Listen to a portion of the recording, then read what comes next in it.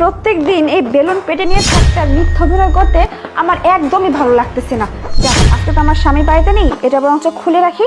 আর আমি এক কাজ করি, আমার বয়ফ্রেন্ডকে একটা ফোন দিই, তাহলে মজা হবে।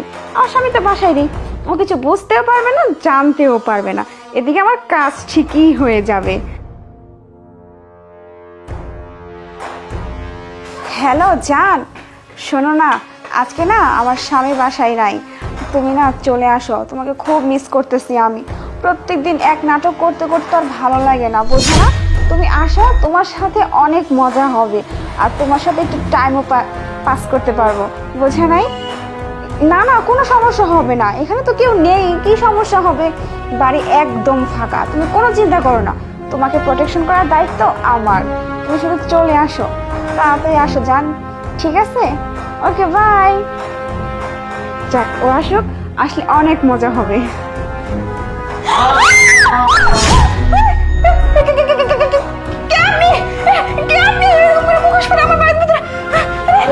ভয় পাচ্ছেন কেন?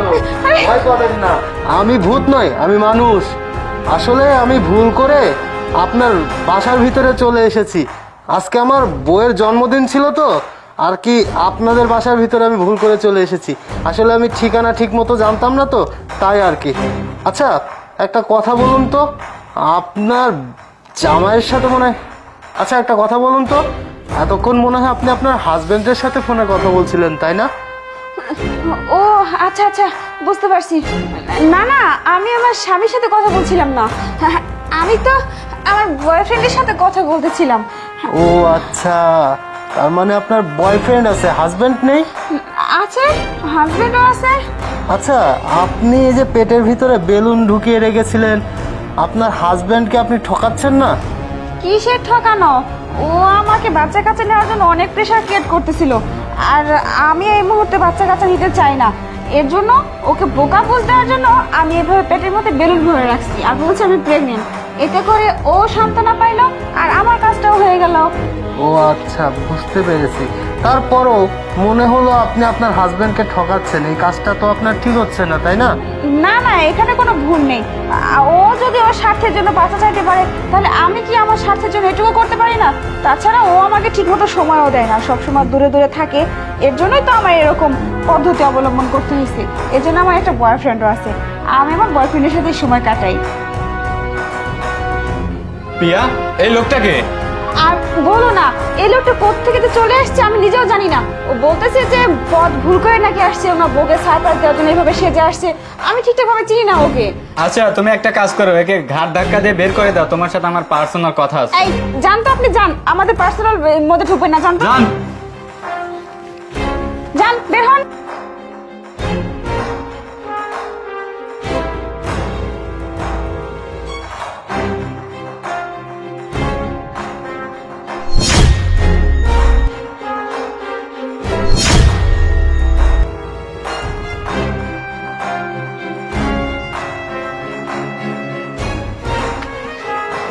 তুমি চলে এসেছো?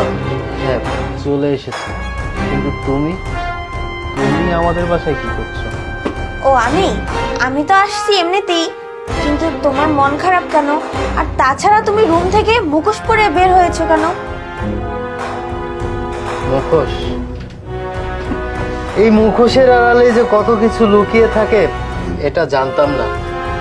আজকে সেটা এই মুখোশের ভিতরে গিয়ে বুঝতে পেরেছি। তুমি আমাকে অনেক ভালোবাসতে, তোমার ভালোবাসার কোনো মূল্যায়ন করি না। আর আজকে বুঝতে পেরেছি সত্যি যে ভালোবাসে তাকে মন উজাড় করে ভালোবাসতে হয়, আর যাকে হাজারো ভালোবাসা দিয়েও মন পাওয়া যায় না তাকে কখনো জীবন সঙ্গী বানাতে নেই। আর আমি সেই ভুলটাই করেছি। তোমার বান্ধবীকে অনেক ভালোবেসে বিয়ে করেছিলাম, তোমাকে কোনোদিন পাত্তাই দিইনি। আর আজকে আমি ঠকেছি। অনেকদিন পরে এসেছিলাম ওকে সারপ্রাইজ দেওয়ার জন্য, কিন্তু না, ওর বয়ফ্রেন্ডকে নিয়ে রুমের ভেতরে। যাই হোক, ভালোই হয়েছে। আমি এই বিষয়টা ওকে বুঝতে দিতে চাই না। তুমি যদি সত্যি আমাকে ভালোবেসে থাকো, তুমি আমার লাইফে থাকবে, বলো? হ্যাঁ অবশ্যই, আমি তো তোমাকে সবসময় অনেক ভালোবেসেছিলাম, আর এখনো আমি চাচ্ছি যে তোমাকে সবসময় ভালোবেসে তোমার পাশে থাকতে। কিন্তু তুমি চিন্তা করো না, আমি তো আছি তোমার পাশে, তাই না? আর তোমার ওয়াইফ যদি তোমাকে ভালো না বাসে, তাহলে তাকে ধরে রেখে তো কোনো লাভ নেই, তাকে ছেড়ে দাও। ঠিক আছে, চলো এখান থেকে। আচ্ছা শোনো না, ওই লোকটা তো চলে গেছে, চলো তাহলে আমরা একটু সময় কাটাই। আরে সময় পরে কাটাবো, আগে যে তোমাকে যে ফোন দিয়ে বলছিলাম কিছু টাকার দরকার, তুমি কি ম্যানেজ করছো? তোমাকে তো সব টাকা দিয়ে দিছি, আমার কাছে যা ছিল সবই তোমাকে দিছি, আমার কাছে তো আর কোনো টাকা নাই। টাকা নাই মানে? আচ্ছা তুমি এক কাজ করো, তোমার হাজবেন্ডে কল দাও, দিয়ে দেখো টাকা ম্যানেজ করতে পারো নাকি। আরে আমার হাজবেন্ড এখন কি বলে টাকা ম্যানেজ দেখো করবো? তোমাকে তো আমি আগেই বলছি টাকার আমার খুব প্রয়োজন, বোঝো না এই ব্যাপারটা? আচ্ছা আচ্ছা ঠিক আছে, দাঁড়াও আমি ফোন দিচ্ছি।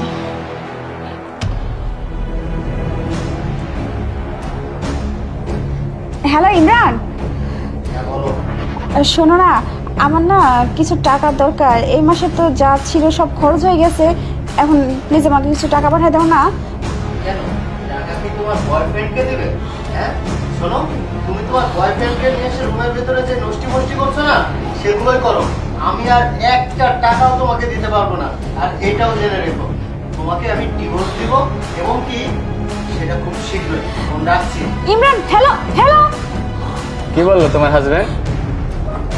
আমিনুল, আমার হাজবেন্ড না আমাদের ব্যাপারে সব কিছু জেনে গেছে, আমাকে আর একটি টাকাও দিবে না বলতেছে।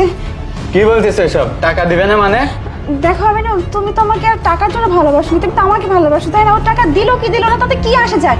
চলো না আমরা দুজনে মিলে ভালোভাবে খুব সুন্দর করে সবকিছু শুরু করি। ওর কথা বাদ দাও, ও যেহেতু জেনেই গেছে, যাক না, ওর মতো থাকুক, আমি আর তুমি আমাদের মতো করে থাকি। কি বলতেছো? সব শুরু করব নতুন করে মানে? এসব তুমি কি বলতেছো? শোনো, আজকে একটা কথা বলি তোমার, আমি আসলে তোমার টাকাকে ভালোবাসি, তোমাকে না, বুঝতে পারছো? তুমি কি বলতেছো এসব? আমার টাকাকে ভালোবাসে মানে? হ্যাঁ। আমাদের এতদিনের সম্পর্ক এগুলো সব মিথ্যে। এগুলা সব মিথ্যেই ছিল, আমি তোমার কাছে টাকা ছিল বিধায় আমি তোমার কাছে আসতাম।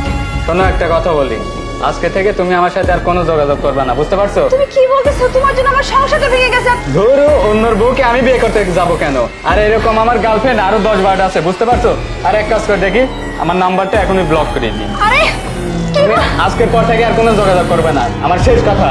আরে তোমার জন্য আমার সংসার আছে, তুমি আমাকে ছেড়ে চলে যাচ্ছ? আরে এটা আমি কি করলাম?